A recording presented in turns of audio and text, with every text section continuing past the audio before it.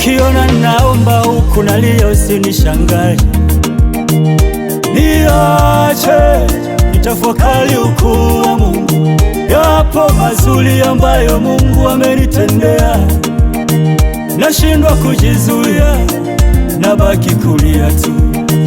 Kwa msaada wake nimetenda makuu, maana yeye amewakanyaga watesi wangu, ameondoa aibu, amefuta huzuni, amerejesha amani, furaha iliyopotea.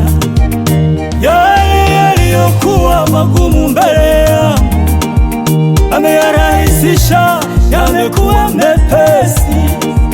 Kama si Mungu nisingefika hapa. Asante Mungu, umenishindia.